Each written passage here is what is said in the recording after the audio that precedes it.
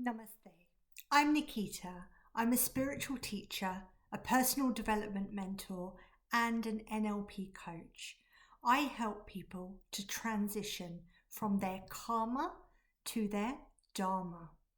I believe that we're all on earth for only two reasons. Firstly, to fulfill our karma, which is our worldly duties, responsibilities, and actions. And secondly, to step into our dharma, which is our true state of being, our essence, and our soul's purpose.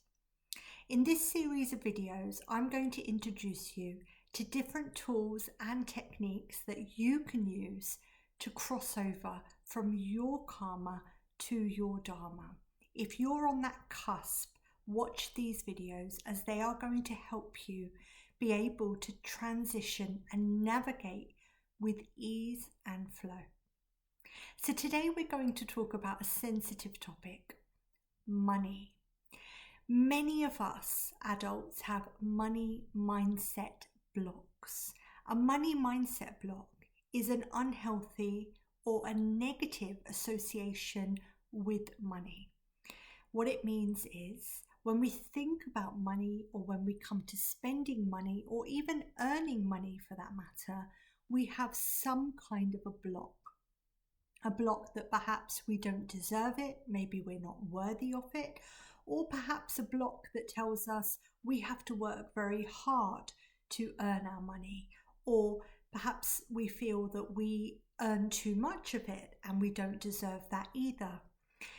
Most of our limiting beliefs and our blocks are formed by the relationship that we observed our parents having with money when we were children. And because we were children, we were too young and too naive to be able to question them at the time. So most of us have grown up observing our parents and creating this narrative in our minds, which is not actually our own.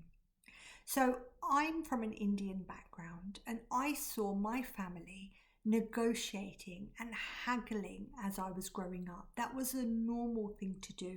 You'd never even go to a normal shop, not even just a market, but an actual shop, without trying to haggle with the shopkeeper. We would try to negotiate everything, whether it's the plumber, whether it's the builder, whether it's any kind of service provider, would always try and bring the price down.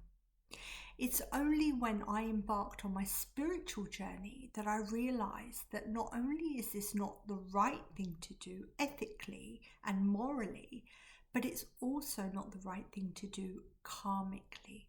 And what I mean by that is every time you ask somebody for a discount, or every time you ask for a favor from someone, perhaps you ask them to even do it for free for you, what you're doing is you're building up your account of karmic debt. Imagine your karma is like a bank account. You've got credit and you've got debit. And the more you try to get people to do things for less than the value, you're adding to the debit. Just like if you keep withdrawing from a bank, you're going to go into overdraft. It's exactly the same thing. Eventually, you're going to have to pay it back somehow. Maybe not to that person directly, but you'll have to pay it back in another way. So, here's my top tip for you. Stop asking for discounts. If you feel like something is not worth the value that they have priced it at, just politely say no and leave them to it. Don't haggle. Don't make them feel guilty about their pricing. It is what it is. Unless you are in a market in Marrakesh, don't try to haggle with the products that you're going to buy. Just look at it, decide for yourself if you want it, and if not, then just politely say no and walk away. Now, when you look at something and you perceive its value, make sure that you're doing so from your own narrative, not from the one that your parents gave you. For example, if you saw your mum never spending any money on herself, She would always spend on other people, buying gifts or treating the children or cooking meals for people, but she would never go out and actually give herself a treatment or a facial or something like that. Don't just follow in her footsteps. Question it. Ask yourself, do I want to be like that? Or do I want to be someone that changes the narrative and actually starts treating myself? Now, I'm not suggesting that you suddenly start overspending or overindulging. And I'm definitely not suggesting that anyone goes into debt. But what you must recognize is that money is an energy, and an energy has to flow. So when you let money come out of one hand, it can freely come in from the other hand. And when you block that process, what you're doing is you're not only stopping yourself from spending, but you're stopping yourself from earning. That's why you might get parking fines, or you might get a high tax bill or a high utilities bill, because what you've done is you've energetically blocked your money. So you've had to pay it out somehow. So every time you ask somebody for a discount, what you're doing is you're building up your own karmic debt, which means that you're going to have to pay that off somehow. If not in this life, then in another life. And the other thing that you're doing is you're devaluing them. You're making them feel that they are not worthy of the price that you perceive their value to be.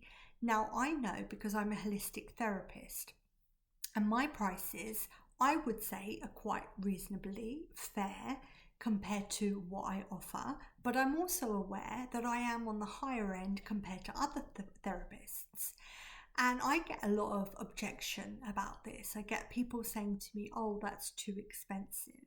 And I remember feeling really quite disheartened about that early on. I was finding myself justifying that I use pure essential oils in my treatments, and I heat the bed and I heat the room, and I go above and beyond, and I'm trained in NLP, which means I'm not only giving them energy healing, but I'm also helping them to identify their mindset blocks.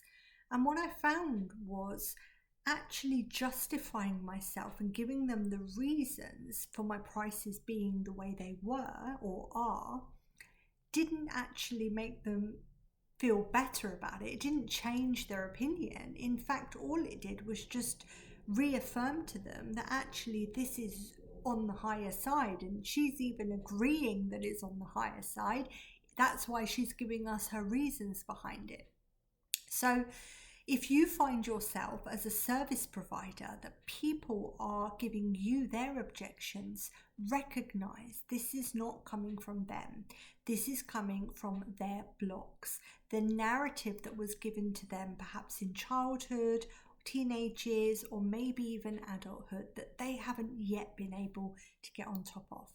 And most importantly, if they are resisting, it means that they are not your ideal client. And that's something that took me a very long time to learn, that actually there are people out there that when I tell them my price, they're like, wow, we get the opportunity to work with you. We feel so grateful.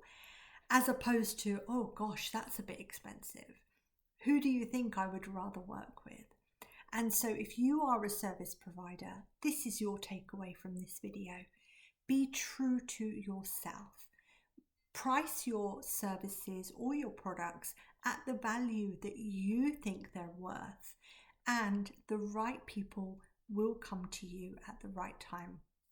Believe in yourself. Don't let other people determine your worth. And the final takeaway from everybody here today, whether you're a customer or whether you're a service provider or whether you sell products, the biggest takeaway is your net worth is not your self-worth. So often in today's society, we associate how much we earn with how much we're worth. We seem to respect people who are high income earners, and we seem to look up to them and think, wow, they must be doing something fantastic. Your self-worth is not determined by how much you earn. It's determined by how much of a good person you are, the qualities that you have, kindness, compassion, forgiveness, respect. All of these are values. And if you build up your values to a point that nobody can question them, if you have such a high sense of morals and values and really empowering belief system, that is the greatest wealth you will ever be able to accumulate. I hope this video has inspired you. If so, please like, comment, subscribe, and share. Until next time, namaste.